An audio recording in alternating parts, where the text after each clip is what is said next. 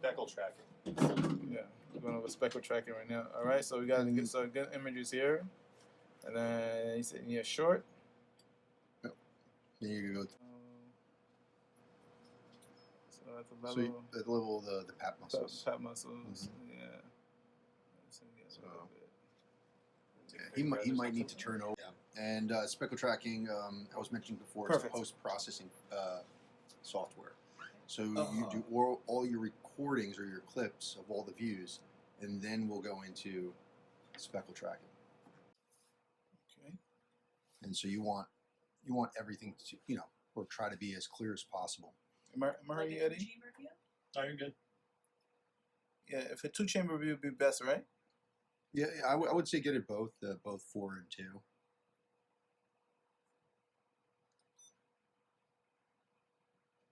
But the most important is LV. That is correct.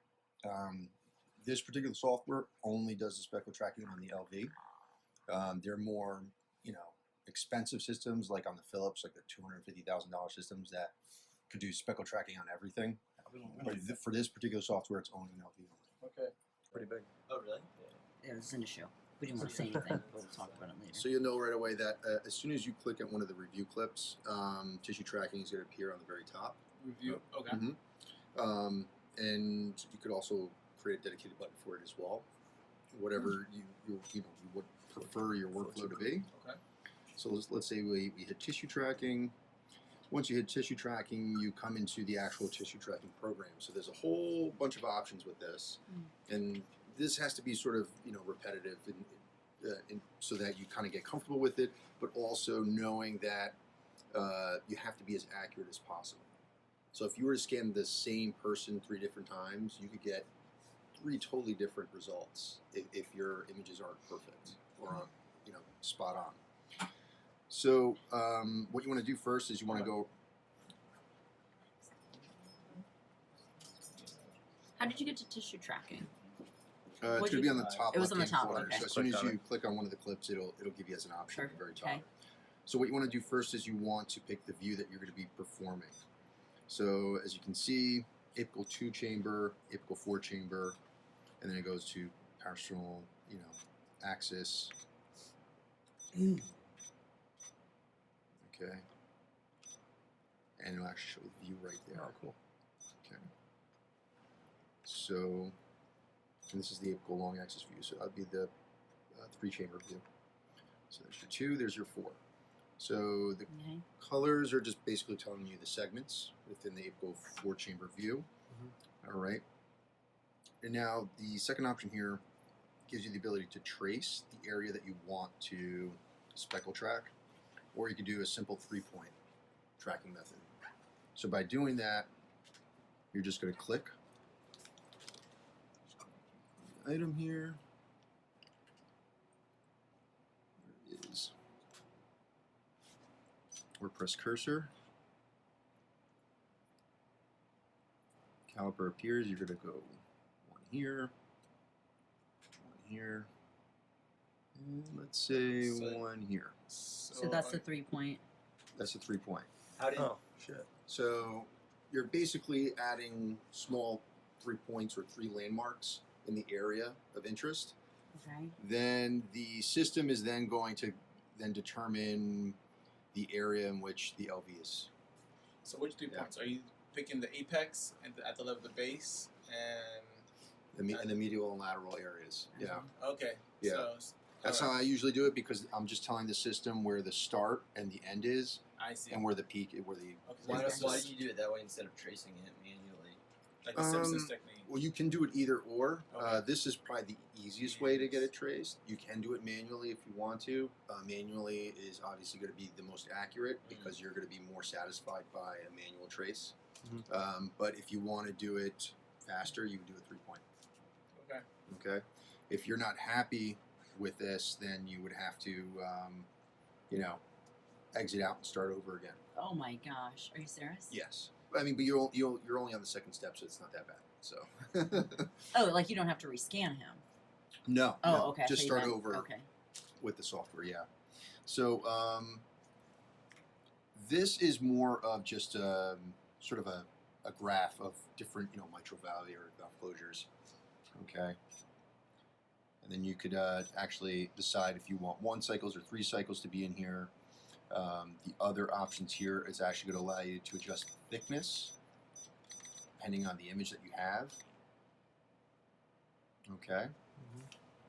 And then let's say you're satisfied with the tracing here. You go ahead and you say start tracking. So it's actually processing through. So you said, what button did you just hit just now? There is a start tracking button that you go ahead.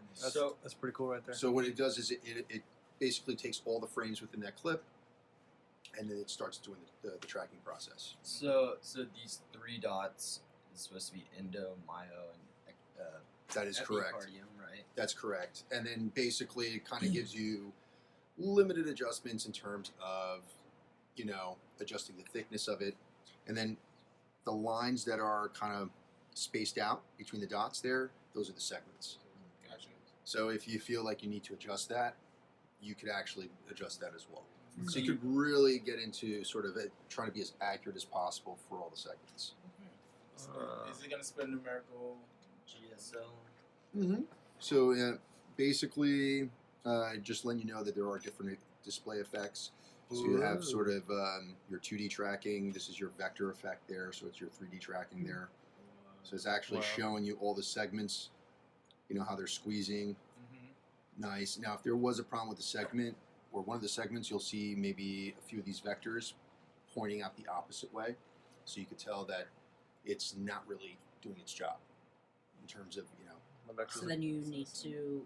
You mean the heart's not doing its job, or your placement of the heart. The heart. Of the Yeah, heart? so Okay, there'll be sorry. a certain area or a certain segment of the heart that's Interesting. not squeezing. Yeah.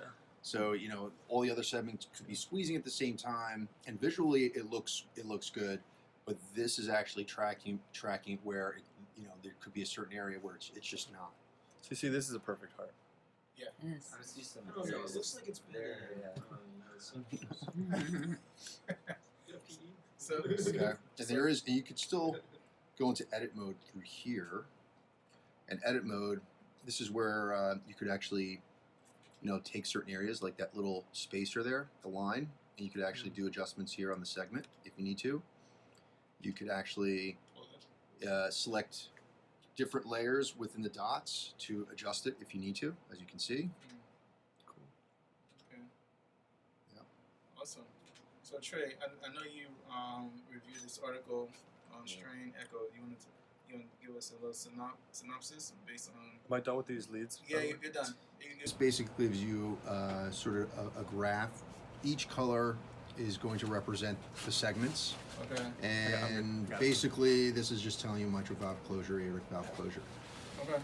So if there was something wrong with one of the segments, you would see that, let's say all these lines, they kind of go up at the same time, but one of them kind of stays flat, Okay. Interesting. And then there's a bullseye. So this is actually what you want to see. Yeah. Where did you find that? All right, so that's under bullseye. So the bullseye, Oh. this is where it's actually going to give you numbers that are going to correlate with what you're reading now. Okay. That's sweet. Yeah, so the only bad thing about this is there are tons of articles on strain, and they all have different numbers. Yeah. So no one knows. Exactly. Yeah, so if you talk to somebody from Europe, they're going to have totally different numbers from people that are doing it here Yeah. and China and all over the place. I think it's because